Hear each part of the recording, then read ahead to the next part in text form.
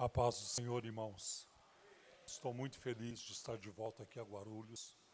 Eu falei com o pastor Marcos esta noite que eu tenho um prazer de vir aqui, porque tem amigos aqui. E ao longo dos anos, o pastor Clementino também tornou-se uma referência para mim. Eu me lembro dele continuamente, oro por ele e vejo como um exemplo para mim, para muitos obreiros, para muitos pastores. Que Deus fortaleça o seu servo cada vez mais, para servi-lo, continuar servindo com excelência, como ele tem feito. Este é um culto de ensino da palavra. Então eu vou orientar vocês, vou sugerir que vocês não fiquem folheando a Bíblia procurando os versículos que eu vou citar. É mais importante que você ouça, porque esta mensagem está sendo gravada, vai para o YouTube, e lá você poderá ouvi-la novamente, voltar o vídeo, pausar e fazer as anotações que você precisar. Mas é muito importante que você ouça com atenção. E eu quero começar com João, o Evangelho de João, no capítulo 8, versículo 46. Aí vamos abrir, por favor.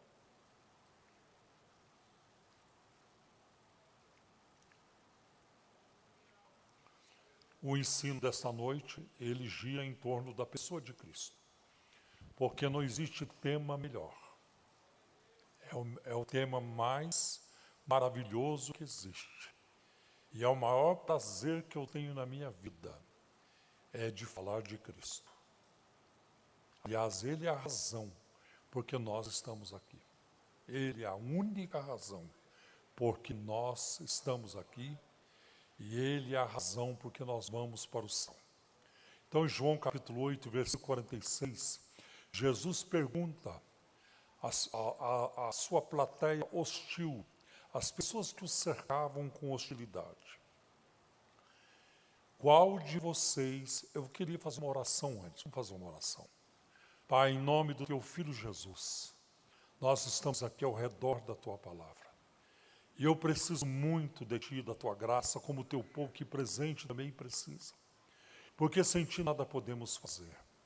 Envia a tua palavra, Senhor, nesta noite com sabedoria e a unção e o poder do teu Espírito Santo, para que ela venha nos edificar, transformar, endireitar as nossas veredas para a glória do teu nome, para que Cristo seja conhecido e crido no mundo como único Senhor e Salvador.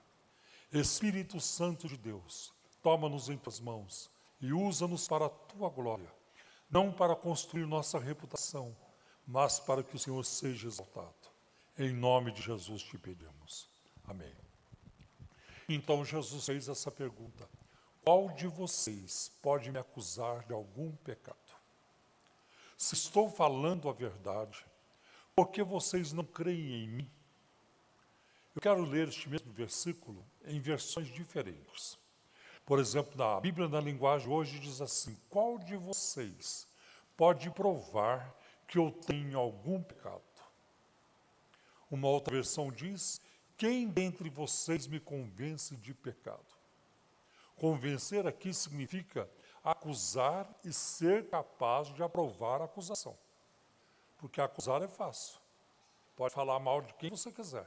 Mas para você provar a acusação é outra história.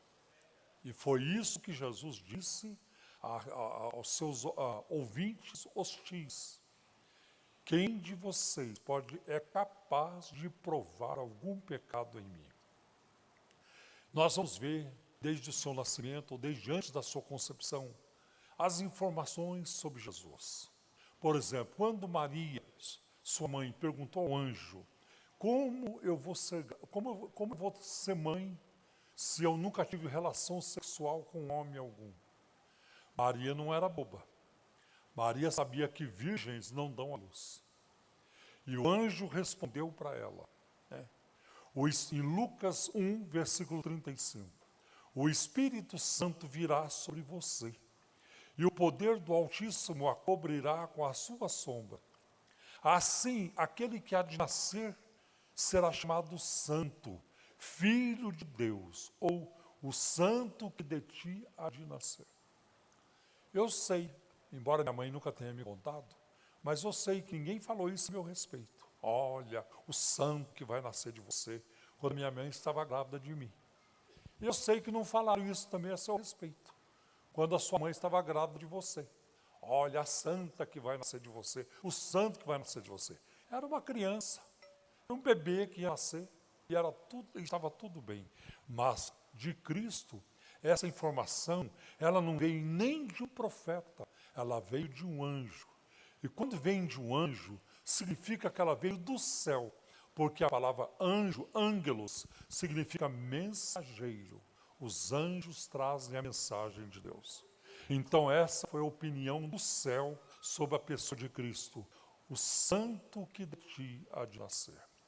Olha o que acontece em João capítulo 14, versículo 30, quando Jesus diz assim, o príncipe deste mundo, quer dizer Satanás ou o diabo, o príncipe deste mundo se aproxima e ele nada tem em mim. Nada temos em comum. Não há nada em Cristo que possa ser encontrado no diabo. Como também não há nada no diabo que possa ser encontrado em Cristo. De maneira alguma. Agora, conosco é diferente. Porque o príncipe deste mundo se aproximava de Jesus e não tinha nada nele.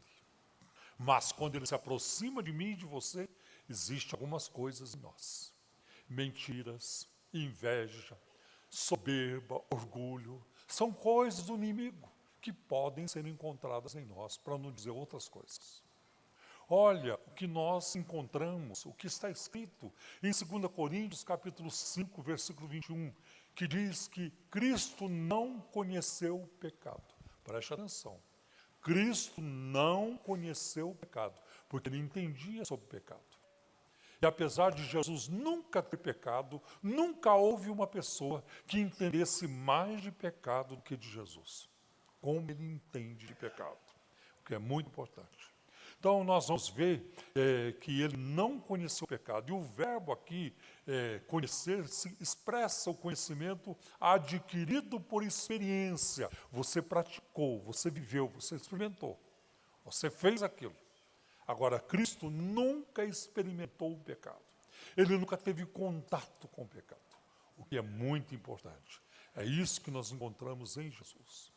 Olha ainda o que diz a carta aos Hebreus, no capítulo 4, versículo 15, que diz, ele foi tentado em todas as coisas, mas sem pecado. Irmãos, eu não sou tentado em todas as coisas. Por exemplo, eu não sou tentado a usar drogas, eu nem conheço. Se colocar uma cocaína na minha frente, ou outra droga, crack, essas coisas, eu vou comer pensando que é sobremesa, porque eu não conheço. Eu nunca vi, eu já vi na televisão, mas vi na minha frente, eu nunca vi. Eu não sou tentado a usar drogas. Eu não sou tentado a sequestrar alguém. Irmão, nunca tive vontade de sequestrar alguém. De ir atrás de alguém, de pegar uma arma e sequestrar. Eu não sou tentado em algumas coisas. Tá? Mas Cristo em tudo foi tentado. Mas ele nunca pecou. Em 1 João capítulo 3, versículo 15, diz que nele não existe pecado. Um autor chamado Oswald Sander, ele conta no seu livro O Cristo Incomparável, que um acadêmico brahmani, quer dizer, do hinduísmo. O hinduísmo é a religião talvez mais forte da Índia, e talvez a mais antiga do mundo. Então, um acadêmico, um professor do hinduísmo, ele ficou muito incomodado com o progresso da fé cristã, como a igreja estava crescendo lá no meio do seu próprio povo. Então, ele elaborou um plano de distribuir um livreto apontando os erros e as falácias de se crer em Cristo. Vamos apontar os erros de Cristo, vamos apontar as falhas de Cristo, aí o cristianismo vai parar de crescer. Por 11 anos, não foi por 11 meses, por 11 anos, ele era um acadêmico, ele estudou diligentemente o Novo Testamento, procurando por falhas no caráter de Cristo e nos ensinos de Cristo. O que ele falou errado? O que ele ensinou errado? O que ele fez errado? Aonde ele aprontou? Aonde ele pisou na bola? E ele fez isso por 11 anos. E além de não ter conseguido, através das suas pesquisas, ele tornou-se convencido de que o homem que ele tentou desacreditar era quem dizia ser, o Filho de Deus. Aquele acadêmico confessou, recebeu Jesus e confessou com ousadia a sua fé em Cristo. Jesus é um perigo, vocês já me ouviram falar isso. Jesus é um perigo. Jesus é um tremendo sedutor. Não precisa nem chegar muito perto. Basta passar de lado, olhar nele e você já está fisgado para sempre, porque ele tem um poder de atrair de forma extraordinária. Jesus é assim. Jesus é assim. Não é a Assembleia de Deus por quem nós morremos de amor. Não é por cantar, não é por tocar instrumento, não é por pregar ou ensinar a palavra de Deus. Isso não é o mais importante. Não é ter um nome aqui, não é publicar livros, nada disso. O mais importante é Jesus. A alegria que Ele traz na nossa alma. O gozo que Ele traz no nosso coração. Jesus faz isso. Os evangelhos apresentam um homem, apresentam Jesus, né? Um homem que exibe perfeição em todos os estágios e circunstâncias da sua vida. Jesus não viveu numa caverna ou numa clausura de um mosteiro para viver uma vida pura, separada de tudo. Não, ele conviveu com os pecadores. Aonde tinha alguém que não prestasse, Jesus estava lá. Tinha uma turma que não vale nada, Jesus estava lá no meio deles. E ele foi censurado por causa disso. O mestre de vocês vive misturado com gente que não presta, vive misturado com pecadores. Olha aí essa mulher tocando nele, lavando, molhando os seus pés e enxugando com seus cabelos. Olha, ele não faz separação. De fato, Jesus ama os pecadores e Jesus conviveu com os pecadores sem nunca pecar. E nós somos pecadores e ele convive conosco. É uma coisa maravilhosa. Então nós vemos que ele conviveu com os pecadores a ponto de ser censurado, mas nunca pecou. A perfeição de Cristo, ela é única na história. Nunca houve alguém como ele, nunca haverá. Pode o mundo durar 500 anos, 5 milhões de anos, trilhões de anos. Nunca surgirá na face da terra alguém como Jesus. Ele é único e ele é incomparável. Então, a sua perfeição, ela é única na história. Os espíritas seguem Allan Kardec, ele está muito longe de Jesus. Os muçulmanos seguem Maomé, ele está muito longe de Jesus. E muitos outros líderes de religiões, eles estão longe de Cristo. Cristo é único porque ele não é apenas um ser humano, ele é filho de Deus e Deus o Filho. É assim que a palavra de Deus nos apresenta Jesus. Vamos então, se quiser saber mais sobre Jesus, vamos perguntar para as pessoas que o conheceram. Pergunte para José, o pai dele, que conviveu com ele. José o levou para a carpintaria.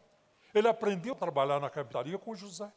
Porque Jesus não é apenas o filho do carpinteiro. A Bíblia chama também de carpinteiro. Ele trabalhou na carpintaria. Ele era o primeiro filho da família. E certamente ele tinha uma responsabilidade maior do que os demais. E José o levou para a carpintaria. Como ele tratou José? Ele nunca chamou José velho burro. Esse velho não entende nada. Desculpe, Jesus foi submisso, completamente submisso. Tá? Então, quando José o ensinou a pegar no martelo, a pegar no esquadro, a pegar no serrote, tudo isso, os equipamentos que eles tinham naquela época, ele aceitou com humildade. Não precisa me ensinar, eu já sei, eu sou o Criador do universo. Ele não fez isso. Ele foi obediente e de uma perfeição. Se perguntasse para José, José, aponta um defeito no seu filho, ele jamais conseguiria apontar. Pergunte para Maria, sua mãe. As mães vivem muito próximas das crianças.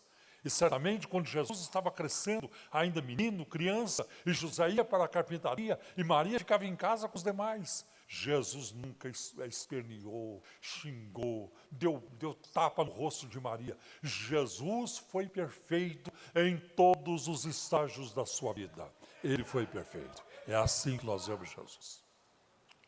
Pergunte aos seus irmãos, que no começo não queriam nada com ele, mas depois estavam lá no cenáculo, também aguardando a descida do Espírito Santo, e pregaram Cristo.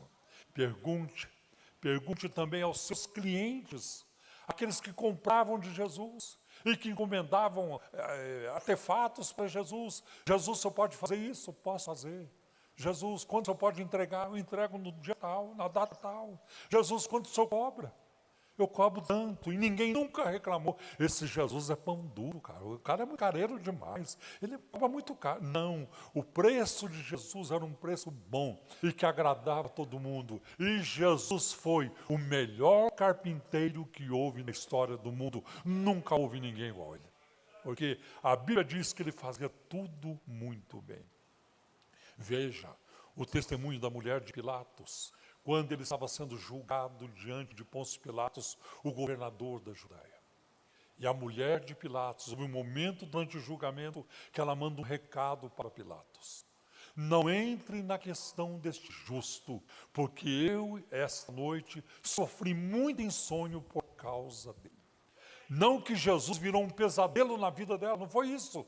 Mas ela sabia que eles estavam tratando com um homem diferente, que era um homem justo, que era um homem puro, que era um homem honesto, que era um homem sem defeito. E ela alertou seu marido sobre isso. Não entre na questão desse justo. Isso está em Mateus 27, versículo 19.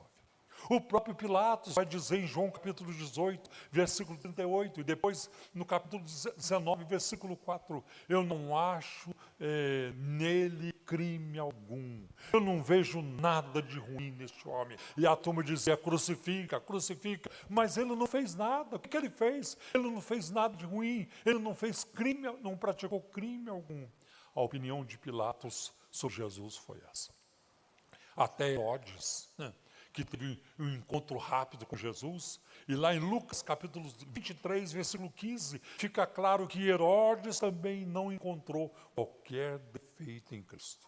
Até Judas Iscariotes, que o traiu com um beijo, pegou aquelas 30 moedas de pratas, e depois ele se arrepende, ou fica com remorso, ele volta lá no templo e devolve o dinheiro dizendo, eu traí sangue inocente. E Judas sabia.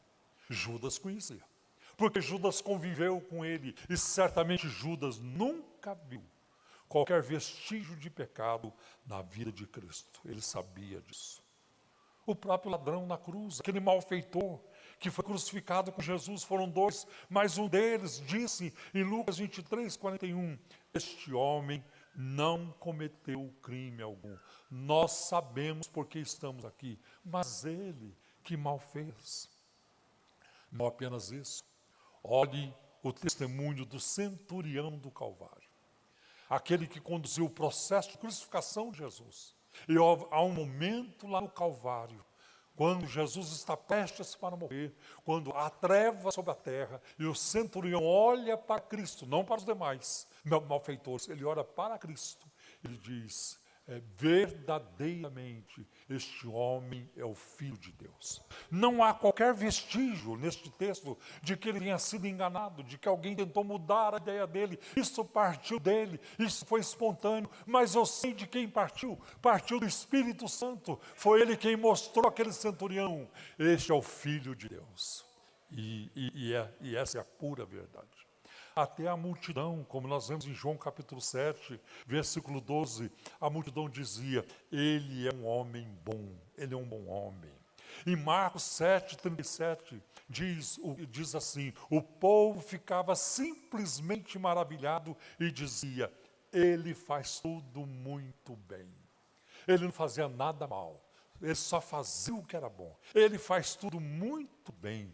Ele faz o surdo ouvir e o mudo falar. Que coisa tremenda. E aí nós vamos encontrar em João capítulo 8, versículo 29, o próprio Jesus dizendo assim, o Pai não me deixa sozinho, pois faço sempre o que lhe agrada. Tudo que Jesus fez, em tudo que ele fez, ele agradou o Pai. Ele agradou. E agora, olha o que diz Hebreus, a carta aos Hebreus, capítulo 7, versículo 26, porque nos convinha tal sumo sacerdote, santo, inocente, separado dos pecadores e feito mais sublime do que os céus. Este é o perfil de Cristo, é isso que ele é. E eu vejo ainda no versículo 28 de Hebreus capítulo 7, diz: o Filho é perfeito para sempre. Esse é o testemunho da Escritura sobre Jesus. Em 1 Pedro capítulo 2, versículo 22, Pedro escreveu: ele não cometeu pecado algum e nenhum engano foi encontrado com a sua boca. Pedro ouviu falar isso? Não, ele não ouviu falar. Ele conviveu. Ele estava lá o tempo todo com Jesus. Ele estava nos bons momentos e nos maus momentos. E ele falou isso. Ele ouviu muitas parábolas de Jesus, muitas palavras, algumas palavras fortes, contundentes, algumas palavras com ira, uma ira santa. E Pedro diz: na sua boca não se achou engano, nunca falou qualquer coisa errada. Até os demônios, olha o que eles declararam sobre Jesus em Marcos 1, 24. Sei quem tu és, o Santo de Deus. Até os demônios. E o próprio Pai, no batismo de Jesus, em Mateus 3,17, quando Jesus estava na água sendo batizado por João Batista, há uma voz do céu dizendo: este é o meu Filho amado, em quem me alegro, em quem me deleito. É isso que nós vemos em Cristo. Não havia em Cristo excesso ou deficiência no seu caráter, nunca houve. Mesmo que muitos, até mesmo os que não são cristãos, muitos deles que não são crentes, reconhecem isso. Porque os melhores homens e as melhores mulheres possuem fraquezas. Agora, em Cristo não havia ponto forte. Nunca houve um ponto forte no caráter de Cristo. O forte de Jesus é isso. O forte de Jesus é aquilo. Não, ninguém podia dizer isso. Porque quando você diz que alguém tem ponto forte, está admitindo que tem pontos fracos também. Então, Cristo nunca teve ponto forte e nem ponto fraco. Ele é perfeito, Ele é um só, Ele é imutável. Jesus Cristo mesmo ontem e hoje eternamente. Glória ao seu nome para sempre. Aleluia, glória a Deus. Então não havia nenhuma fraqueza pôde ser encontrada nele. Ao longo da sua vida, ele manteve todas as suas virtudes imaculadas, sem mancha. Na infância, na adolescência, Jesus não foi um adolescente emburrado. Jesus não foi um adolescente que vivia falando droga, né, e para com isso, e não quer saber, e respondia para a mãe, e respondia para o pai, o José. Nunca. Ele foi dócil, ele foi meigo, ele foi perfeito, ele foi obediente. A Bíblia diz que ele foi obediente até a morte, e morte de cruz. E por isso Deus o exaltou, o que é muito importante. Ele foi perfeito na sua juventude. E ele, falando ou calando-se, a perfeição do seu caráter foi sempre demonstrada. Ele nunca falou quando deveria ficar calado. E ele nunca se calou quando deveria falar. Quando era preciso falar, ele falava. Não, acho que não vou falar, não sei se vai dar certo, não pode, alguma coisa pode vir contra mim. Não, ele nunca foi dirigido assim. Nunca poupou palavra por medo, não. E também nunca falou que estava sem medida, estava destemperado. É sempre a palavra na medida certa e na hora certa. E é sempre para o bem das pessoas. Ele fazia isso. Outra coisa, justiça e misericórdia se misturavam nas suas ações e julgamentos. Porque muitas pessoas são conhecidas por suas virtudes. Por exemplo, quando a gente olha na Bíblia e fala em mansidão, de quem vocês lembram? Moisés. Quando nós falamos em paciência na Bíblia, de quem vocês lembram? É de Jó. Mas em Cristo nós encontramos todas as virtudes e qualidades. Não é só paciência, não é só mansidão, não é só amor, como havia no apóstolo João. Em Cristo estão todas as virtudes. Porque os homens, seres humanos, e principalmente nós crentes, nós tentamos melhorar. Precisa melhorar, irmão, precisa melhorar. Irmão, precisa melhorar mais sua vida cristã. Precisa melhorar a sua vida espiritual, irmão. Precisa melhorar a sua vida de oração, a vida de leitura da Bíblia. Irmão, precisa melhorar. Mas Cristo nunca precisou melhorar e Ele nunca foi atrás de melhorar, porque Ele é o mesmo. Porque Ele nunca precisou e nunca vai precisar. Veja a sua perfeição. Nunca precisou retirar ou modificar uma palavra. Nunca se retratou, nunca falou com maldade ou exagero. Aquele que é a verdade, sempre falou a verdade e nunca precisou corrigir alguma coisa. Pedro, você não acha que eu exagerei hoje, Pedro? Acho que eu exagerei. Aquela lá, Pedro, sepulcaiado, foi forte demais. Eu não devia ter falado, né, Pedro? Nunca pensou isso. Nunca. Ele falou porque era correto falar. Ele falou porque era a vontade do Pai Celestial que ele falasse. Ele falou a verdade. Eu acho isso muito importante. Nunca pediu desculpas por um ato, por uma palavra. Porque, meus irmãos, reconhecer os erros e pedir perdão é um ato de grandeza. É uma coisa muito bonita. Quando alguém reconhece o seu erro e pede perdão. É uma coisa muito bonita. Mas Cristo nunca precisou disso para ser grande, porque Ele é grande eternamente. Ele é um Deus grande. Ele sempre foi e sempre será grande. Uma outra coisa é que Cristo nunca confessou qualquer pecado. Porque os homens mais santos se julgam os mais sujos. Aliás, Blaise Pascal, físico e matemático francês, ele chegou a declarar: os homens pecadores se julgam justos, os homens justos se julgam pecadores. E é uma frase muito interessante. E a gente vê que na Bíblia vários homens se sentiram assim. Pegue, por exemplo, Salomão, inaugurando o templo, lá em 1 Reis, capítulo 8, versículo 46, ele diz: Senhor, perdoa o teu povo, porque não há homem que não peque. Todos os homens pecam. Você vê Davi no Salmo 51, o meu pecado está sempre diante de mim. E você vê o apóstolo Paulo em Romanos capítulo 7, versículos 17, 19 e 20, o mal que habita em mim, o pecado que habita em mim. Paulo sabia disso. Mas em Cristo isso não aconteceu. Tanto que Paulo, em 1 Timóteo 1,16, ele diz: eu sou o principal dos pecadores. Veja Isaías capítulo 6, versículo 5, quando ele tem a visão do Senhor, e ele diz: ai de mim que vou perecendo, porque eu sou um homem de lábios impuros. Jesus jamais poderia falar isso de si mesmo.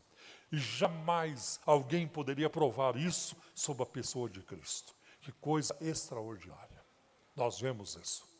Aliás, o próprio apóstolo Pedro, em Lucas 5,8, quando estava pescando, estava nu, isso não quer dizer completamente nu, mas sem as roupas adequadas, ele grita, ele clama a Jesus: Senhor, afasta-te de mim, pois eu sou um pecador. Ele sentiu isso. E Cristo desafiou os seus acusadores: provem que eu cometi algum pecado, como está em João capítulo 8, versículo 46, que eu li no início. Eles não conseguiram. Não foi por falta de querer que os seus inimigos não encontraram pecado nele. Aliás, o que eles mais queriam era pegá-lo no pecado, em algum pecado, e eles se esforçaram para isso. Então, o Sinédrio, que era a corte máxima dos judeus, tinha os seus enviados, vão lá vigiar o homem. Qualquer hora ele pisa na bola. E a gente precisa saber, precisa registrar isso. Qualquer hora ele peca, qualquer hora ele vai rodar. Vai lá, não perca nada. Vê tudo que ele fala e tudo que ele faz. Nós precisamos pegar esse homem em alguma coisa errada. E ele não foi por falta de querer, porque o que mais eles queriam, Jesus foi seguido, Jesus foi vigiado, e naquela época não tinha a tecnologia de hoje, senão a turma ia atrás dele com o celular, com tanta coisa, todo equipamento nós tínhamos hoje para pegar Jesus em alguma falha, nunca pegaram e nunca pegariam. A vida de Jesus foi um livro aberto. Ele nunca fez algo escondido. Pedro não conta isso a ninguém. André não pode espalhar, você pode sair daqui. Felipe, ninguém precisa saber disso. É só entre nós. Nunca houve isso, de maneira alguma. Aliás, ele pedia para alguém não contar quando curava alguém.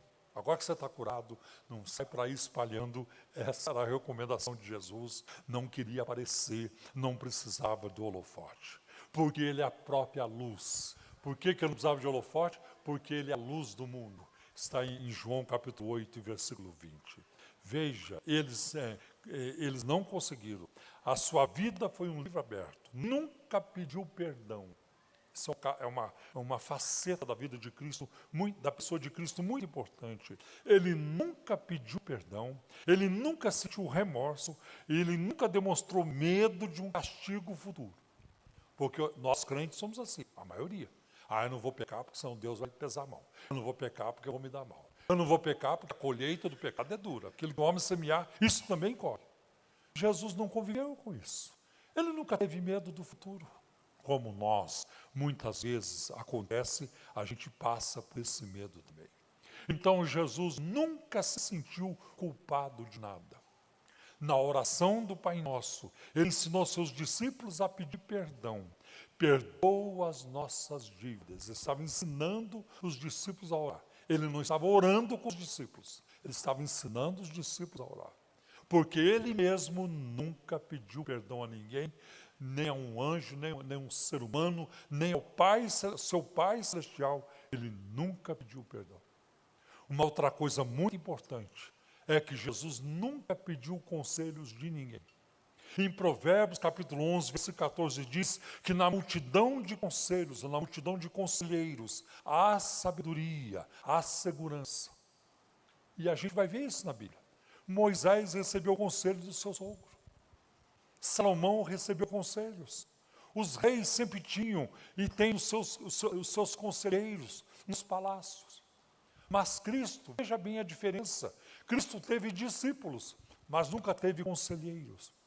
E quando alguém queria dar algum conselho, ele rejeitava, ele não aceitava. Como aparece em Mateus capítulo 16, versículos 21 a 23, quando ele disse, olha, o Filho do Homem vai para Jerusalém, vai ser entregue, vai ser morto. E Pedro na hora, Senhor, para de falar isso. Onde você viu o senhor está falando isso? Não fala isso, Senhor. É verdade, Pedro, não devia ter falado, você tem razão, Pedro. Foi essa a reação? Para trás de mim, Satanás.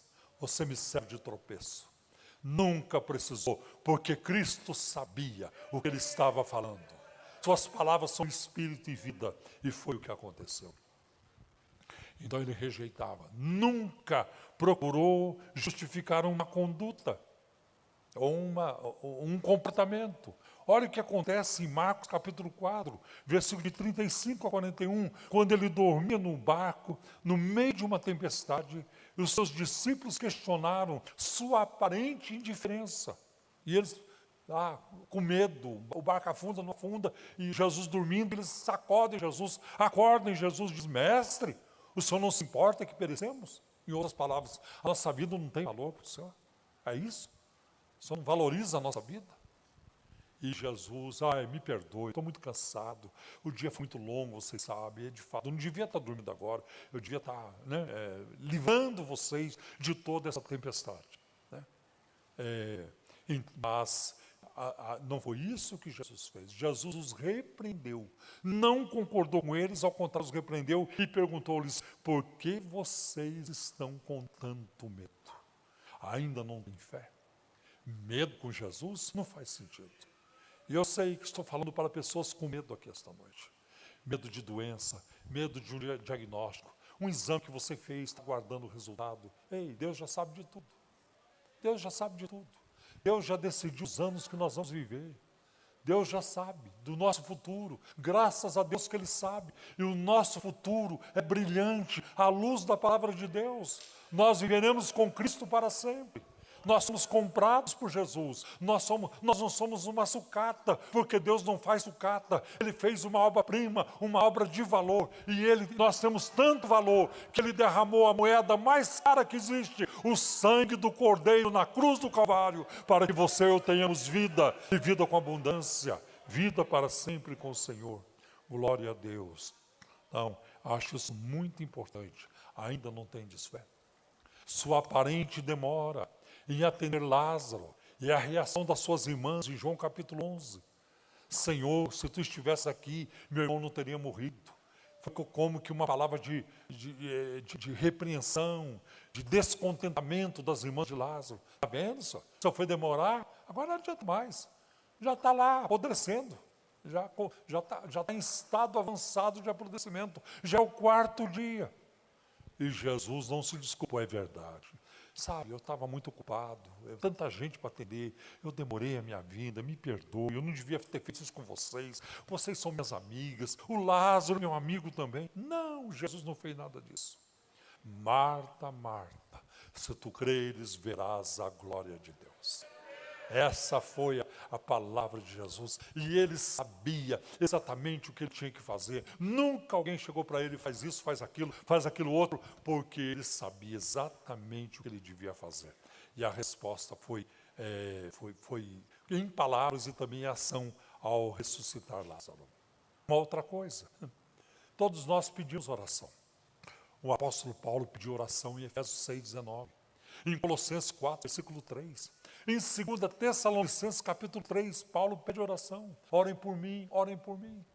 Como é que um homem daquele calibre, com aquela bagagem, com aquela experiência com Deus, sai pedindo oração? Isso que está na Bíblia. Fora o que não está na Bíblia. Quando está com amigos, viagens, aqui, ali, reunidos, ele pedindo oração. Então a turma pede oração. Cristo nunca pediu oração. Nunca pediu que alguém orasse por ele. Tá? E nunca permitiu que alguém orasse por ele. Vocês não vão encontrar Jesus pedindo oração por si e também permitindo que alguém orasse por ele. De maneira alguma. Lá na agonia, no Getsemane, ele pediu a 3 dos seus discípulos que vigiassem com ele, mas não que orassem por ele. Eles deveriam orar para não cair em tentação, como está lá em Mateus 26, versículo 36 a 46. E nós vemos uma coisa tremenda sobre Jesus.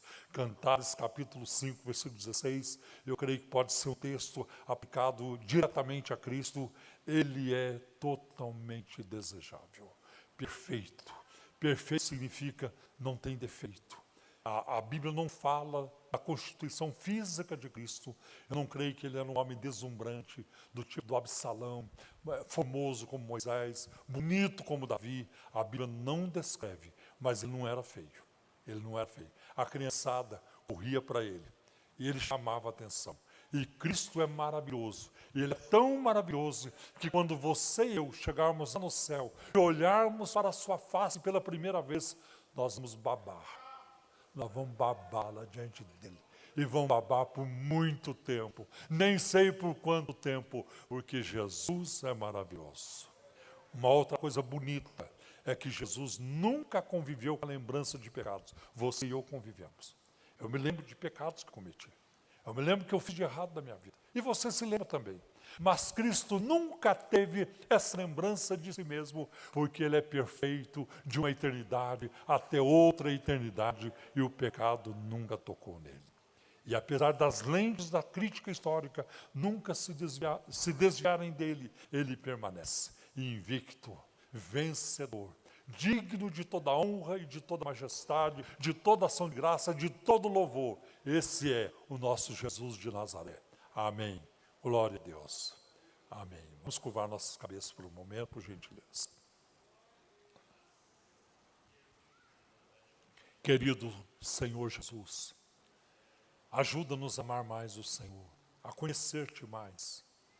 Ajuda-nos a viver uma vida aos teus pés, em comunhão contigo, numa intimidade contigo, como nós jamais experimentamos na nossa vida.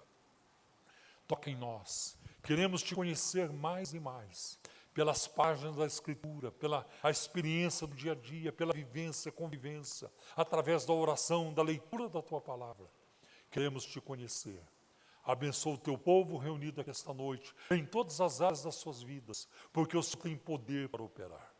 Pai, em nome de Jesus, eu oro e pela fé te agradeço. Amém e amém. Deus abençoe. Lembrando vocês que eu estarei lá na saída para autografar o livro. Se alguém quiser adquirir o livro, vocês vão se surpreender com o valor do livro. É bem baratinho. E na última página do livro tem um QR Code, e você direciona a câmera do seu celular para o QR Code, e você vai entrar numa aula gratuita, uma aula minha, gratuita sobre a prosperidade à luz da palavra de Deus. Deus abençoe, em nome de Jesus.